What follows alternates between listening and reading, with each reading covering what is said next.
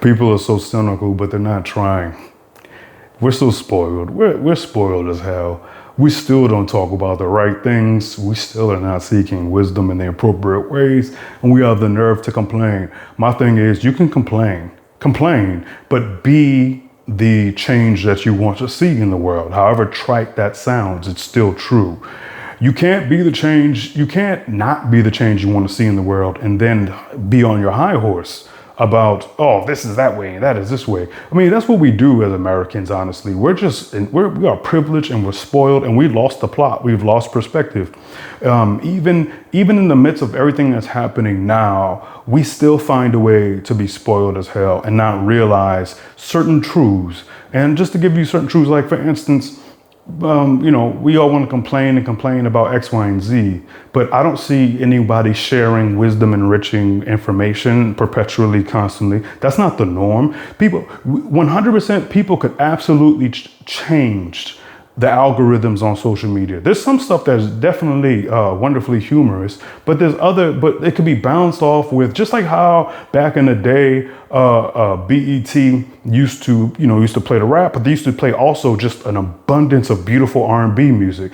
Now we got the jokes balanced with what? Balanced with nonsense. Is jokes or inflammatory, emotional manipulating information just to make you click. And we're not fighting it off by saying wisdom. We're not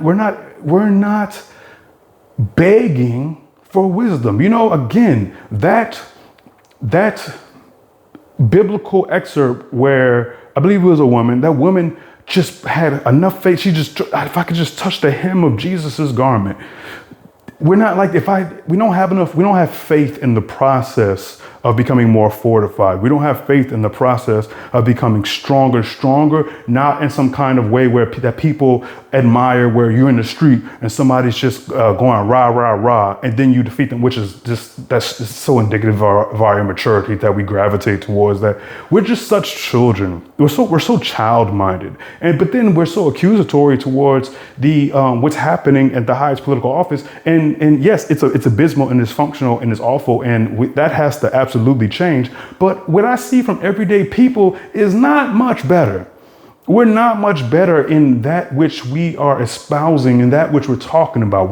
We are not worshiping at the altar of reason. We're not worshiping at the altar of the intangible, of goodness, of wisdom, of strength in health and in soundness of mind and clarity. That's not our priority at all.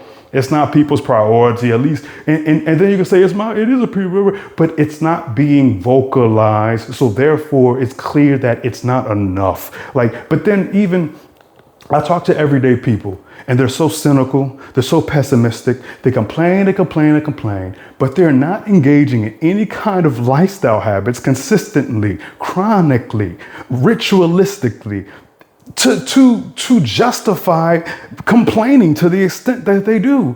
You're not trying hard enough. Life never told you that it had to bend to your desires. Life never told you that it had to bend to your will. It's all a matter of physics. If you're not getting your sleep, you're screwed. And then you may say, yeah, it's hard for me to sleep. It's just, well, unfortunately, you're not doing it. And then it's like, oh, I tried melatonin and I tried this and that. Well, unfortunately, you got to try more.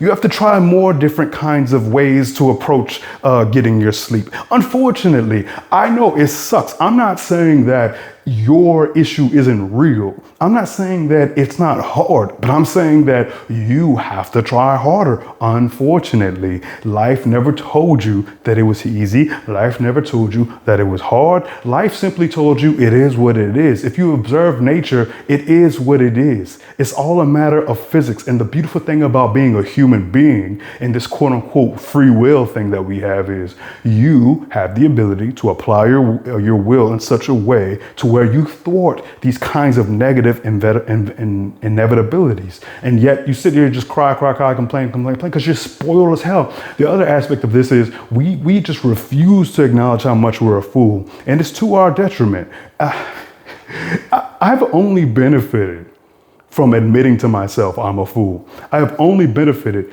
Just for clarity's sake, I'm saying that a neurosurgeon can be a fool. I'm not saying the neurosurgeon is necessarily a fool when he is performing the operation. He could be a highly competent neurosurgeon. His mortality, his fatality rate could be 0%. He could be perfect, the best neurosurgeon in the world. But he might be a fool when he comes home to his wife and kids. He may be a fool when he's interacting with strangers on the street. He may be a fool when he's engaged with his financial decisions. He just may be a fool in other aspects, because the fool in us is inevitable. The fool in us is our common denominator. It's not about I'm a fool in my entirety. It's about I am a fool conditionally. I am a fool inevitably. Therefore what? Therefore constant vigilance. Therefore what? Therefore constant effort. Therefore truth. To deny the fool is to prevent and obstruct your growth and evolution.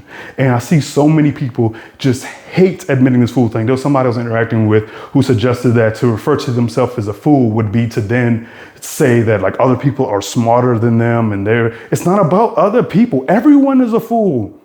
It's not about other people. That's the problem. The problem with other people is that they're not admitting this. Therefore, they don't reap the benefits of acknowledging it.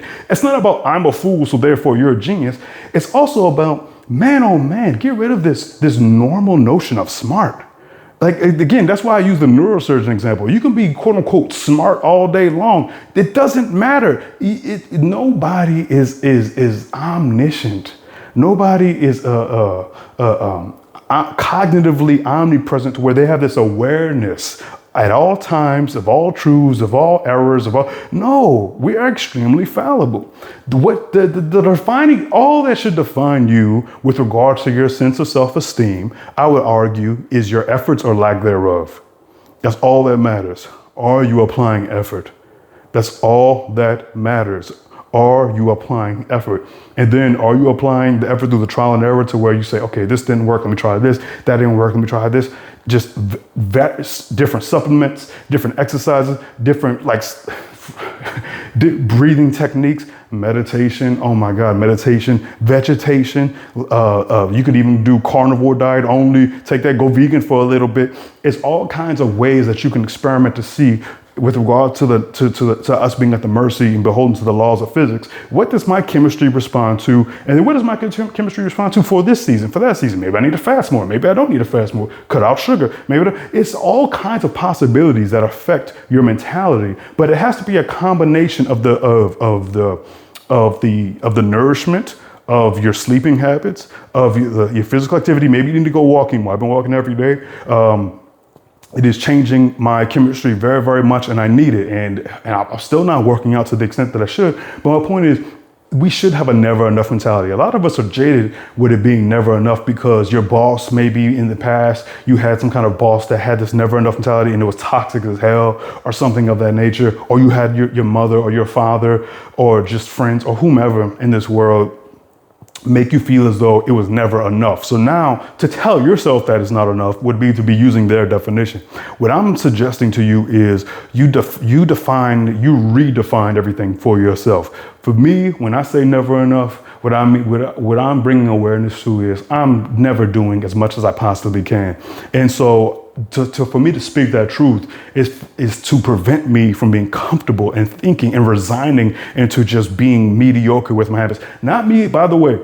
People think about, again, everything that people think every day, the average person, when they think mediocrity, they think about mediocrity in relation to somebody else. I'm not, again, this is the opportunity to be completely self-centered, not self-centered in the way that you're selfish, where you're not considerate. Again, I'm redefining everything. Damn near no term I'm using in the same way that normal people do. I'm very anti-normal, but self-centered with regards to your fortification, self-centered with regards to your healing, never inconsiderate, never disrespectful, never rude, never ugly. But I'm talking about being self-centered to fortify you, to put your oxygen mask on first. I'm sure you've heard that before, right? Like that whole, and that's a good example. Put your oxygen mask on first and foremost, because how the hell can you benefit How can you be a benefit to anybody else if you're not fulfilled and nourished? And when I say fulfilled, I don't mean fulfilled from just like reward and just gluttony. I'm talking about fulfilled from a rejuvenation. I'm talking about fulfilled from internal hygiene. That's what I'm talking about. How the hell can you get the most out of your mind, your body, your soul, if you're not engaging in the habits? And then see this conversation right here, just even speaking these words have power. These have magic. This is discounted. It's not talked about enough. There is power in admitting I am a fool. I am weak. Therefore what? So that happened, right? So now what that does for me, action mode. That's what happens. Now you get into action mode. And while I'm in action mode, I'm not thinking to myself, I'm a fool, I'm weak. I'm just in action mode to mitigate the fool within me, to mitigate the weak within me. When I say I'm a fool, what I'm basically saying is I am a human. Therefore, I am susceptible to so many blind spots. No matter how much I try, my awareness, I'm always going to have some kind of blind spot. I'm always going to engage in some kind of behavior where I'm like, damn, that was stupid. But again, awareness is everything, and words are magical. You have to redefine all these words. You have to redefine what normal is. You have to redefine what love is. You have to redefine what success is. All these terms have been hijacked by society. And you've allowed them to determine what these words mean. And then when you allow society to determine what these words mean, you then behave in such a way that you are accommodating and ingratiating towards their definitions as opposed to your own, the ones that are more compatible with health. My God, and this is blasphemous, my God is health. And not health in the sense that like I just need to get my blood results and everything needs to be great, even though that is great. But I'm talking about health to where there is no antagonism towards truth within me.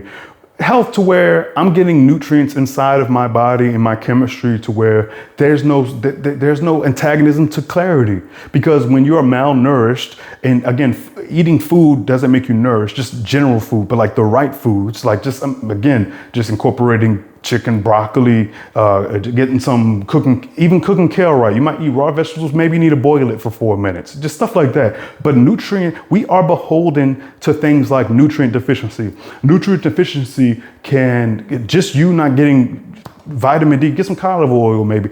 Not getting the appropriate amount of nutrients can leave you so discombobulated to where you are left thinking, oh, okay, this is wrong and that is wrong. Maybe it's you. No, it's your chemistry. No, you are nutritionally deficient, but you're not giving it its credit. You're not emphasizing this aspect. My point, this is the whole point. When you get your nutrients right, when you get your sleep right, when you prioritize your physical activity, when you prioritize having healthy conversations, you'll make better decisions because you won't be so confused as to what the problem is. And not only that, when you then come into contact with the problem, you will come in contact with a greater clarity, greater confidence, a greater sense of self-esteem to where insecurity will not inform your decision. You won't make a decision based in insecurity. You won't make a decision based in weakness. And you won't be, again, because one of the big things we talk about is just not going into the debt. The more you focus on the rejuvenation and fortification of your internal system, the less likely you are to spend your money on nonsense. Because there is a kind of sense of internal stability, which then lends itself to an external stability to where you're like, I don't need this stuff. I don't need it. Anyway, I just wanted to share some words of encouragement with y'all. I know it's all a fight. By the way, it's all a fight. That's the other thing. That's the last thing I'll just say. Because, this world has you believe all kinds of things. And one of the things that we just refuse to admit or acknowledge is that it's all a fight. And we resent that. Like, why is this so hard? I hear you. But I'm not going to lie. I'll say this. A lot of the people who I say, why is this so hard? When you look at the entirety of their decisions, I'm like, that's why. I can see why it's so hard. You keep making superficial, shallow decisions that are dictated by the desires of your family, the desires of your friends. And when I say family, I'm talking about even just your parents, your cousins, your uncles, your aunts. Everybody's in your ear, in your head, telling you how you're supposed to live, but you're not seeking something purer. That's why, although I'm not religious in a classical sense, I understand the benefit of like a sort of like quote unquote holy monastic pursuit, because within that there is this other aspect to our being that we seldom come in contact with. That is more. It transcends our nonsense. I digress.